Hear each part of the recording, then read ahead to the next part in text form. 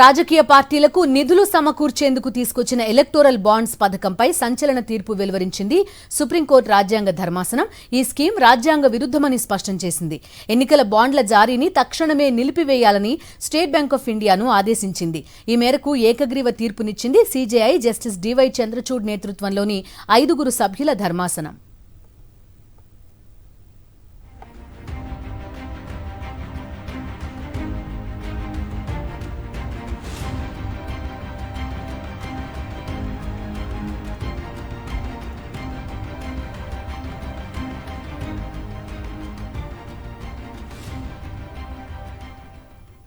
రాజకీయ పార్టీలకు నిధులు సమకూర్చేందుకు తీసుకొచ్చిన ఎలక్టోరల్ బాండ్స్ పథకంపై సంచలన తీర్పు వెలువరించింది సుప్రీంకోర్టు రాజ్యాంగ ధర్మాసనం. ఈ స్కీమ్ రాజ్యాంగ విరుద్ధమని స్పష్టం చేసింది. ఎన్నికల బాండ్ల జారీని తక్షణమే నిలిపివేయాలని స్టేట్ బ్యాంక్ ఆఫ్ ఇండియాను ఆదేశించింది. ఈ మేరకు ఏకగ్రీవ తీర్పునిచ్చింది సీజేఐ జస్టిస్ డివై చంద్రచూడ్ నేతృత్వంలోని 5 సభ్యుల ధర్మాసనం.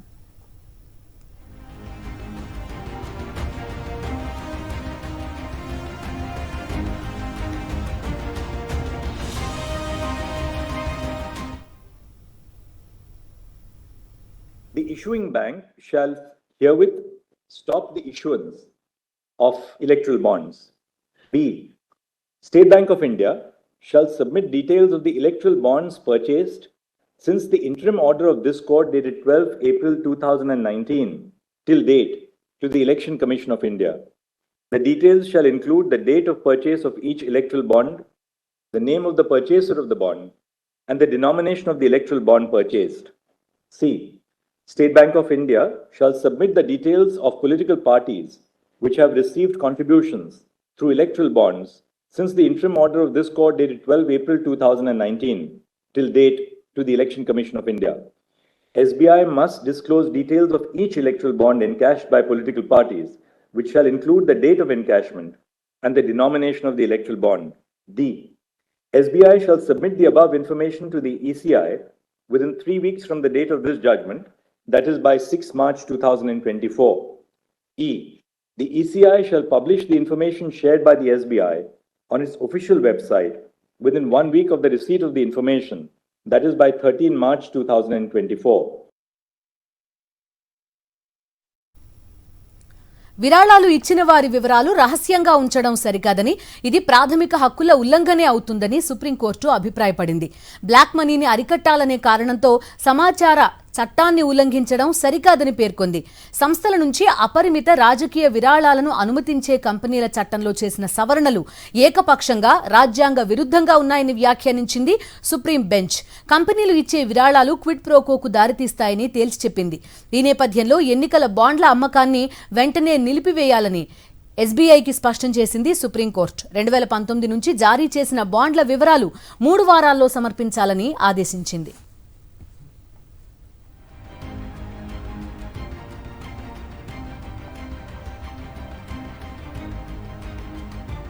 ఎన్నికల బాండ్లు ఒక ప్రామిసరీ నోట్ లాంటివి. వీటిని స్టేట్ బ్యాంక్ ఆఫ్ ఇండియా జారీ చేస్తుంది. వ్యక్తులు, కంపెనీలు ఈ బాండ్స్ కొనుగోలు చేయొచ్చు. అలా కొనుగోలు చేసిన వాటిని నచ్చిన రాజకీయ పార్టీలకు విరాళంగా ఇవ్వొచ్చు. రాజకీయ పార్టీలు తమకు వచ్చిన బాండ్లను నగదుగా మార్చుకుని పార్టీ కార్యక్రమాల కోసం వినియోగించుకుంటాయి.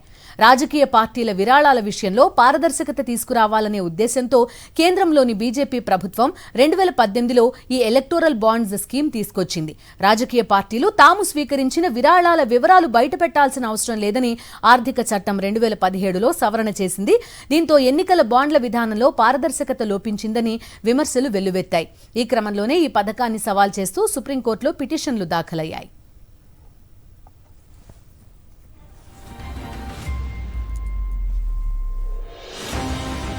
ఎలక్టోరల్ బాండ్స్ పథకాన్ని సుప్రీంకోర్టులో సవాల్ చేశారు కాంగ్రెస్, సిపిఎం నేతలు. ఏడీఆర్, ప్రముఖ లాయర్ ప్రశాంత్ భూషణ్ తదితరులు ఇందులో కక్షిదారులుగా ఉన్నారు. రాజకీయ పార్టీలకు రహస్యంగా విరాళాలు ఇవ్వడం అవినీతి కిందకే వస్తుందన్నది పిటిషనర్ల వాదన. పార్టీలకు ఎవరెవరు విరాళాలు ఇస్తున్నారనే సమాచారం బయట పెట్టాల్సిందేనని వారు వాదనలు వినిపించారు. మరోవైపు పారదర్శకత, క్లీన్ మనీ కోసమే ఎలక్టోరల్ బాండ్స్ పథకాన్ని తెచ్చామని రాజ్యాంగ ధర్మాసనానికి తెలిపింది కేంద్ర ప్రభుత్వం. విరాళాలు ఎవరిచ్చారనే సమాచారం ప్రజలు తప్పనిసరిగా తెలుసుకోవాల్సిన అవసరం లేదని పేర్కొంది. 3 రోజుల పాటు ఇరుపక్షాల వాదనలు విన్న సుప్రీంకోర్టు రాజ్యాంగ ధర్మాసనం గతేడాది నవంబర్లో తీర్పును రిజర్వ్ చేసింది. తాజాగా బాండ్స్ కి బ్రేక్ ఇస్తూ సంచలన తీర్పు వెలువరించింది.